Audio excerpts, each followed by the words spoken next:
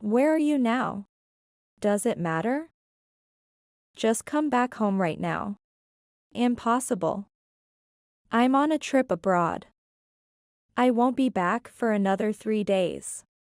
The daughter, far from being remorseful, laughed with high spirits on the phone. When I passed by the house of my daughter and her husband, I heard cries for help coming from inside. The voice, faintly audible, belonged to my beloved grandchild. When I entered the house with my spare key, I found my 5-year-old grandchild tied up with ropes in the back of the closet. My daughter and her husband had put my only precious grandchild in danger, and they would pay a heavy price for this. Filled with hatred, I resolved to make them take responsibility by any means necessary. My name is Helen. Now, I am a grandmother with a daughter and a grandchild. Recently, it's been chilly for a while, making it hard for me to go out, leaving me feeling lonely. This is because my husband passed away a few years ago. I was truly sad and lonely when my husband died. It took many years, but I finally managed to overcome his death. Yet the feeling of loneliness has not disappeared. Even so, I now have a reason to live. That is the existence of my kindergarten-age grandchild, Mia. I haven't seen my daughter Allison and her husband John much in the last few years, especially since Mia was born. But Mia, unlike with others, is very attached to me, her not-so-compatible grandmother. I love you, Grandma. Every time she says that, I feel so cherished. So, I end up spoiling her with various things and even send money for her. It seems I am recognized by others as a doting grandmother rather than a doting parent. And I have no regrets about it. To me, she is my only grandchild and an irreplaceable presence. I truly love Mia with all my heart. But at the same time, I am worried. That worry is about my daughter and her husband's parenting style. To be honest, Allison tends to prioritize herself over her child. And John, her husband, seems to show little affection for Mia. When I was raising Allison, I believed I continued to approach her with love. My husband did the same.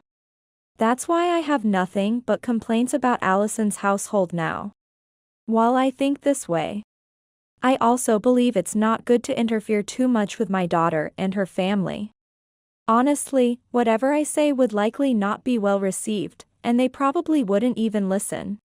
Moreover, if my scolding Allison led to her taking out her stress on Mia, it would be terrible. So, although I'm in a complicated state of mind, I've decided not to speak out much about their parenting style. It's lonely not being able to see Mia often, but if necessary, I can visit. Now, they live in the detached house where my husband and I used to live. After my husband passed away, the house was too large for me to manage alone. So I handed it over to them. That's why I have a spare key. Lately, I've been thinking I'd like to drop by their house sometime and visit Mia. One day, I had a chance to pass near the house, now my daughter and her husband's home. This house is quite far from where I live now, so I wouldn't visit without a particular reason. But I visited today because a friend living nearby called me. I thought we would just have a trivial chat. This friend was a classmate from middle school, and I went out intending to talk about old memories. However, what my friend spoke of was not such a cheerful subject. Do you really know about Mia? What do you mean if I know her? She's my granddaughter. Of course, I know her. I answered as though it were a matter of course. But I never expected to realize my own ignorance right after. No, I mean, could Mia be getting abused? What? A foolish voice slipped out instantly. What do you mean? I decided to hear the details from my friend. However, as I listened, I felt increasingly sick. After hearing everything, I collapsed to my knees. To think that Mia was going through something like this without me knowing. Seeing my exhausted face, my friend tried desperately to follow up. Well, we don't know if it's true for sure. It's just a rumor, but I thought I should tell you. Maybe you should stop by their house on your way back. Summarizing what I heard about Mia from my friend, it seems that lately, Allison and John have been going out early in the morning and not returning until after midnight, often leaving Mia behind. Consequently, rumors have spread in the neighborhood that they neglect their child to go out as a couple. Moreover, there are people who have seen Mia spending long hours on the balcony. Those who expressed concern to Mia were typically dismissed by Allison with a nonsensical response. It's fine. She just likes the balcony. Hearing this story, I couldn't help but think my daughter and her husband might actually do something like this. Despite my intentions of raising them properly, I couldn't understand where things went wrong. Anyway, you should check on Mia yourself. Encouraged by my friend, I hurriedly left for my daughter's house. My hands were shaking a bit as I pressed the doorbell, but only the sound echoed, with no sign of anyone coming to answer. Maybe they're not home, I muttered and was about to leave when I thought I heard something. Help. I held my breath, focusing on the sound. Help me. Lately, my hearing has gotten worse, and I really can't pick up on small sounds. Since I couldn't understand just by listening, I spoke to the noise. Is someone there? No answer came back. Just when I started to think it might have been my imagination, I finally heard the sound clearly. Help me. I felt a chill run down my spine. There was no doubt the cry for help was from Mia. As her grandmother, who adores her, I couldn't have misheard. Considering the situation, my daughter and her husband must be out. But leaving their child unattended is one thing, crying for help is entirely another. Imagining the worst, I quickly used my spare key to enter the house. Mia. Mia. Where are you? Hearing my voice, Mia's voice came from not too far away. Grandma? Yes, it's me. Grandma is here. As I called out, Mia informed me of her location. My worst fears were confirmed. Mia was left in the closet, tied up with ropes. Mia. What has happened? I desperately tried to untie her, scratching at the ropes. But they wouldn't come off easily. The ropes were tied so tightly they were cutting into Mia's skin. I found scissors nearby and managed to free Mia from her restraints. Grandma, are Mom and Dad not here?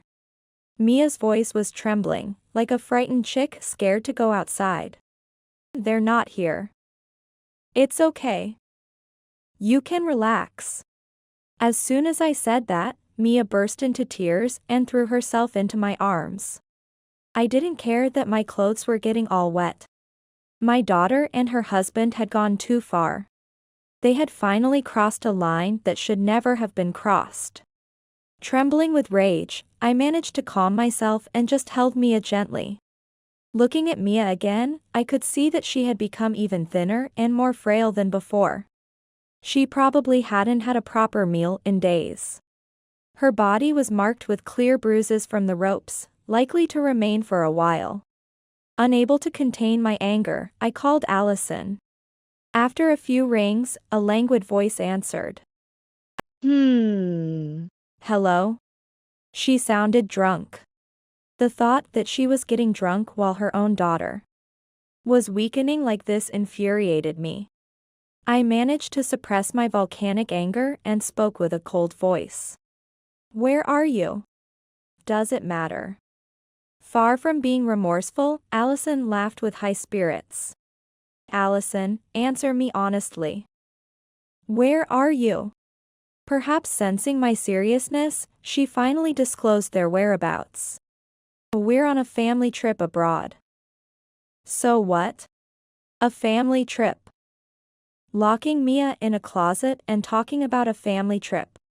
I pretended to be fooled by my daughter, who spoke as if Mia was with them. Her tone might have lowered, but I could sense her annoyance at my persistence. No matter what, come back right now. Why should I? We're finally on a family trip abroad. We're not coming back for another 3 days.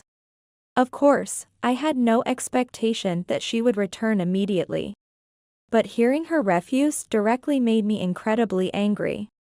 Just as I was about to retort, Allison curtly said, "I'm busy," and hung up. At that moment, I completely lost my temper.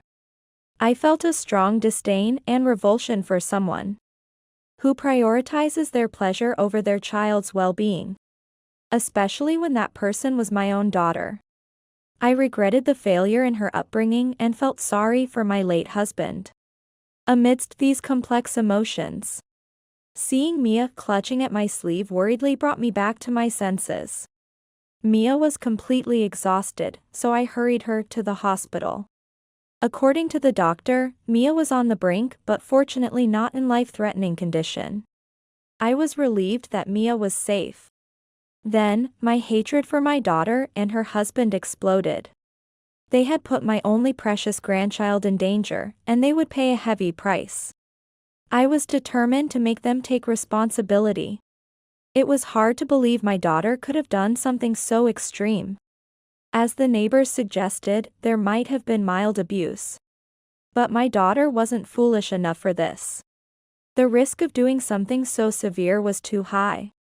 If Mia spoke out about being abused, it could ruin Allison and John's lives. Yet, I became curious about their motives. If there was a clear motive, I might be able to have them arrested for child abuse. So, despite the pain it might cause, I asked Mia to tell me more about what happened. Well, Mom brought home a man I didn't know. Was Allison involved in an affair? My troubles seemed to be growing. So, I thought he was a friend of Dad's and tried to ask, but Mom got really angry. Putting together Mia's story, it seemed likely that Allison was having an affair. Indeed, faced with the crisis of her affair being exposed to her husband, Allison might have acted as she did. With all the pieces fitting together, I prepared to take legal action against my daughter and her husband by contacting a lawyer and the authorities. When I told Mia I would protect her, she cried with joy and jumped into my arms. "I want to live with Grandma." Moved by her words, I resolved to protect this child from now on. 3 days passed, and my daughter and her husband returned from their trip. Still immersed in the surreal experiences of the past few days and saying things like, "Let's go on a trip together again." Of course. They felt something was off as they tried to unlock the door. No matter how much they tried, the door wouldn't budge. Huh? Am I mistaken? What's happening? Allison continued to fiddle with the lock in confusion, while John asked, "What's going on?" Looking down in frustration at the lock not opening, Allison exclaimed in surprise. "What?" In front of her eyes was a sign that read "For sale." Seeing Allison's reaction, John looked at the sign and was astonished. "What does this mean? What's happening?" Both were utterly bewildered. After some thought, Allison realized who could be behind this situation. That old hag did this. She hurriedly took out her phone and dialed a contact labeled as "that damn old woman." "Hello? Are you back?" I answered the phone with a slightly elevated tone. "Don't mess with me." "What's with this "for sale" sign? You did this, didn't you?" "It's unbelievable." Allison exploded with anger, venting her frustration. "Ha ha ha ha ha." My laughter was heard not from the phone but from behind her. Turning around, she saw me with a triumphant smile. "Allison, I'm so disappointed in you. I've had my doubts about your parenting style, but I never thought you'd go this far." I calmly criticized Allison. "What? What are you talking about? You said you were on a family trip abroad, didn't you? Wasn't Mia with you?" Allison panicked as she realized her husband was the only one next to her. Well, Mia said she was going to give a present to a friend and went to their house. Really? Is that so? I said this and motioned for Mia, who was hiding behind me, to come forward. Mia clung to my legs, trying to hide. Mia. Why are you here? Allison. You tied Mia up with ropes and locked her in a closet. It's despicable. Why would you do such a thing? Allison, realizing her actions were exposed, raised her voice in defense. What do you know? Parenting is hard, and if you don't do that much, kids won't learn. It's discipline. Parenting is indeed hard, but if I had followed your parenting style as an example, maybe my foolish daughter could have become a slightly better person. I said, loaded with sarcasm. Hearing this, Allison was at a loss for words. But why sell the house? How can you just sell our house without permission? John, usually quiet, expressed his anger vehemently. When I transferred the house to you, I didn't change the ownership name. So, this house is still mine. As the owner, I'm free to sell it if I wish. After explaining this, Allison started trembling. Then, where will we live? What about our house? Disappointed, my daughter and her husband seemed not to care about their child's well-being, which only irritated me further. Don't you two care about your own child? Sensing my stern tone, their attitude calmed down a bit. But since she's here with you, you must have taken care of her. So, it's fine, right? I sighed. Is that really their attitude towards their own child? I was truly speechless with disgust. But there was something I had to say, so I reluctantly began. While you two were off enjoying yourselves, I spoke to Child Welfare Services, a lawyer, and the local authorities. As a result, Mia's custody has been transferred to me. The reality I presented seemed to improve their mood rather than worsen it. Really? So we don't have to worry about raising her anymore? That's great. You do something good for once. John was silent as usual, but it seemed he agreed, nodding after a while. However, this was where the real show began. I knew telling them this would make them happy. So, with a sense of retribution, I continued. Well, it's not that easy to transfer custody, is it? You're not foolish enough to think that, right? They didn't seem to grasp my implication. So, I went on. I did consult with the agency. But they considered this incident severe enough to contact the police. The color drained from their faces as I smiled sweetly and said, "You'll have time to reflect in prison." Wait, what do you mean? This is bad. We need to escape now. Calm down. They're not going to come right this instant. They were both getting agitated, so I decided to pour more fuel on the fire. By the way, John. Allison decided to confine Mia because she was afraid her affair would be discovered. John looked confused for a moment, but then, as he pieced things together, his face turned red with anger and he lunged at Allison. What do you mean? You had an affair. Calm down, that old hag is just making things up. But Allison couldn't calm him down. I continued. And the affair was with Greg, your high school classmate, right? He lived nearby. You used to be close, right? Allison's face twitched. How do you know so much about that? John became furious as Allison inadvertently admitted to the affair. He berated her furiously, beyond coherent speech. I couldn't help but find it slightly amusing and added more. Greg is married, you know. I informed his wife as an apology, and she was furious. She said she's going to sue for damages. Allison fell silent. No wonder, considering she needed to prepare for the police. Think of an excuse, and now faced a claim for damages. The police matter was almost a sure arrest. She must be experiencing the lowest point of her life. But it wasn't enough to compensate for hurting Mia. So, I delivered the final blow. You know, I hired a lawyer to look into things. And it turns out you've been using the money saved for Mia for yourselves. Allison looked at me weakly. It was supposed to be a savings of several hundreds of thousands. But it looks like you've spent a significant amount. Even the trip was funded by it. Even John, who had lost his composure until now, reacted to my words. It's really unfortunate, but since you used the savings without permission, I'll have to claim it back. Hearing my final words, Allison lashed out, cursing at me. How can you do something so terrible to your own daughter? Unbelievable. You're really a hopeless parent. Helen responded to Allison's desperate retort. I'm not your mirror, you know. Allison was furious at these words, but Helen dismissed it all as her own doing. Helen had never imagined her daughter could go this far.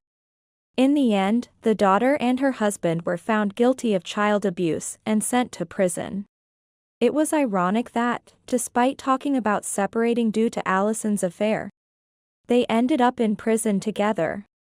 The affair led to a lawsuit for damages, and including the repayment for using my savings without permission. A massive debt was incurred by the daughter and her husband. With the guilty verdict, John lost his job, and with no decent income, it would be difficult for them to prepare such a large sum of money. They will likely spend the majority of their lives paying off the debt. It's my own daughter's doing, so I have mixed feelings, but it's true they brought it upon themselves. I hope the couple will pay for their crimes and reflect on their actions. As for me, I am enjoying my new life with Mia. At first, she was not used to living with just her grandmother, and perhaps remained anxious due to the continuous abuse she had suffered, often becoming withdrawn. However, as I and the people in our neighborhood treated her kindly, her expression gradually brightened. Thank you for saving me, Grandma, Mia often says. Saving her was the natural thing to do. And I feel guilty for not being able to help her until it got to that point. Still, it makes me genuinely happy when she thanks me with an untroubled smile. My remaining years will be filled with time spent with Mia. Although there might not be much time left, my life is filled with hope, and I feel excited every day.